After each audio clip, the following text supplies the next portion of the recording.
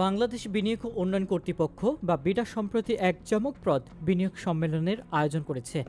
বিডার প্রাণ এবং প্রধান আশিক চৌধুরী চৌকস ইংরেজি বক্তৃতায় চারিদিকে ধন্য ধন্য রব উঠেছে।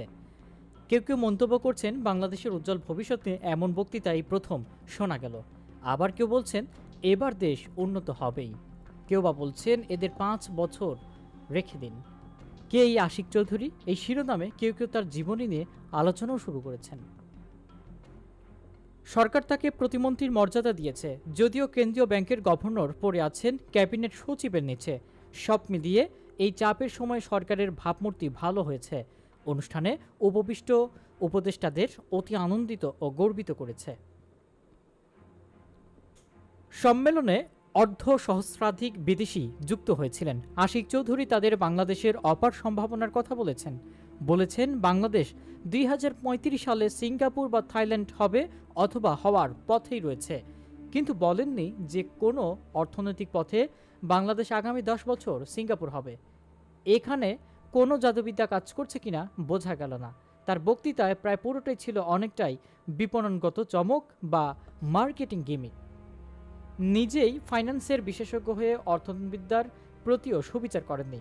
রিটার্ন অফ একটু দেখিয়েছেন, কোথাও 56%, আবার কোথাও 80 বা উদ্ভট ঠেকেছে। এত উচ্চ রিটার্নের পরও বিনিয়োগকারীদের ঝাঁপিয়ে পড়েনি কেন?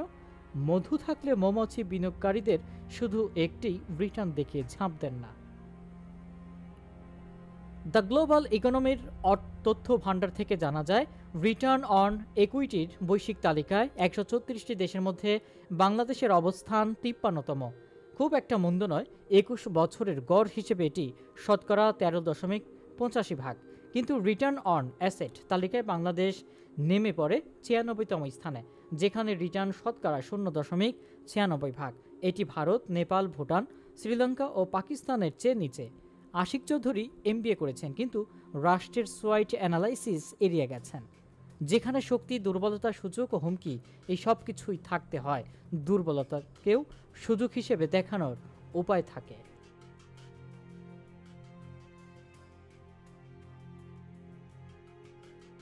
সুখবর হচ্ছে বাংলাদেশের 5.8 প্রবৃদ্ধি সিঙ্গাপুরের 1.1 প্রবৃদ্ধির চেয়ে যথেষ্ট মাত্রা বেশি, ফলে ওকেই ধরা যাবে।